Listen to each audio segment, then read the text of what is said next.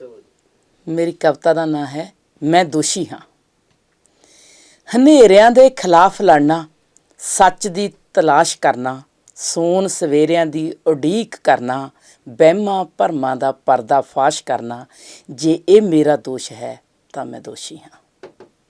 गंदगी दे ढेर नूं गंदगी कहना, पूजा पाठ ते झूठी बंदगी नूं पखंड कहना,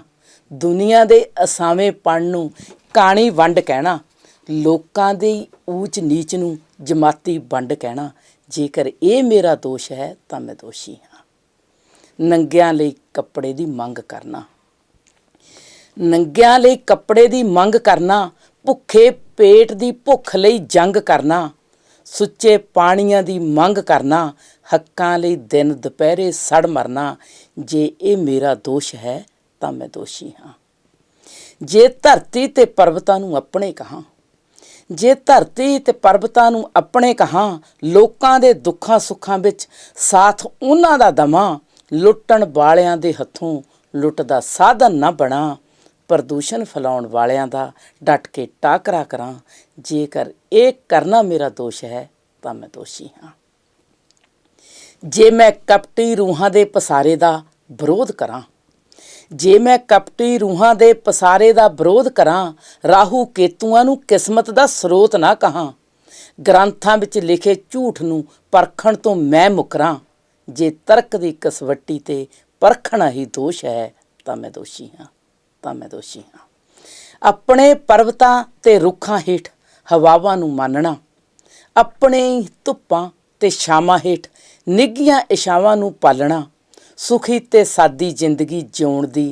करदे रहना कामना, जे ये मेरा दोष है तो मैं दोषी हाँ।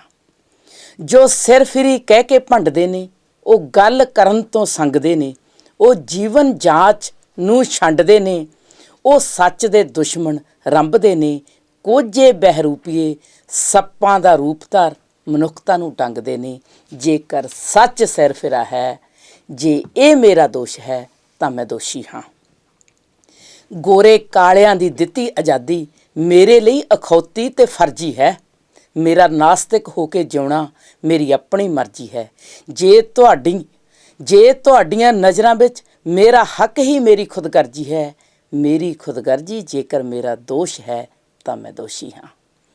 कुराइया कहा के भी लोकां दे हक्कां दी गल करना,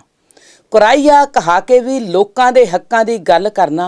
लुकाई लई तशद्दद सहने ते तत्ती तवी ते सड़ मरना, जहर दा प्याला पी के भी सिर्फ इंसाफ दा लड़ फड़ना, जुलम मूहरे झुकण दी बजाए फांसी ते जा चढ़ना, जे मेरे रहबरां दा ये कुछ करना दोष है तो मैं भी दोषी हाँ, तो मैं भी दोषी हाँ, मैं भी दोषी।